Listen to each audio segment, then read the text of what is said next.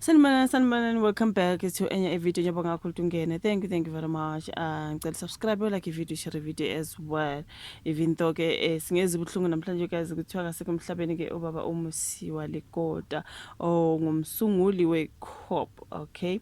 I-political party iCOP because ingene namhlanje lezi ndaba you guys even though ke ngingasatholanga isikhathi sokuthi ngirekhode and nakhona ngiyacanga le video mhlawumbe uzothola sekukusasa sizobe sithi ushone ngayizolo masiyibuka le video, okay? Because angizokuyi-uploada namhlanje nizofaka ke kusasa ekuseni which is today for you but it's kusasa for me, okay? Now kuthiwa ke umsunguli weCOP ke ubaba uMusiwa Lekota akasekho emhlabeni you guys, ungumsunguli weCongress of the People iCOP nokuthi wayesishoshovu ke senkululeko before kuthi ngokubika kwe-IOL. Ubaba uLekota ubeneminyaka engu-77 obudala, uye washona esibhedlela saseGoli ngezintatha zangoLwesithathu kulandela ukugula kwisikhathi eside. Wazalelwa eKroonstad eFree State. Ubushoshovu bukaLekota baqala ke eseyistudent waze waxoshwa ke University of the North ngokubandakanyeka kwakhe kwezombusazwe zabafundi kanye neBlack Consciousness Movement. So yeah, njengomgqugquzeli we-South African Students Organization ISASO waboshwa wathunyelwa eRobben Island ngo-1974. wakhululwa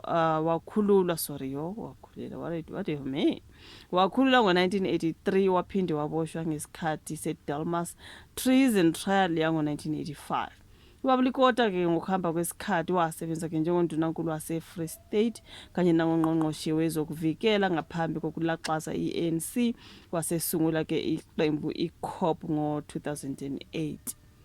Izona ndaba zikababa uMusiwa Lekota you guys zingene namhlanje lezi ndaba mangibona ke ekuseni kuthiwa kasekho emhlabeni even though ke sisuke simatasa you guys. Mzansi has lost one of its struggle, the former Congress of the People ubaba Musiwa Terra Lekota, who passed away on Wednesday morning, the 4th of March, okay?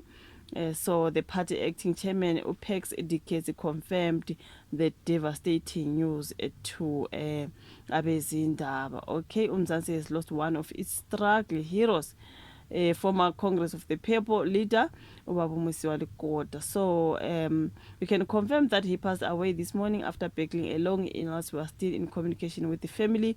More details will be shared later. That's what they said here.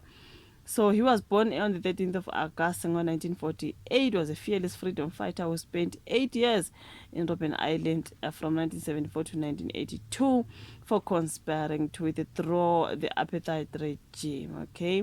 After his release, he became a giant in the ANC, earning the nickname Terror for his fierce soccer skills and political tenacity. So now, from 1999, when democracy came in 1994, Lekota became the first premier of Free State. He later served as chairperson of the National Council of Provinces from 1997 to 1999.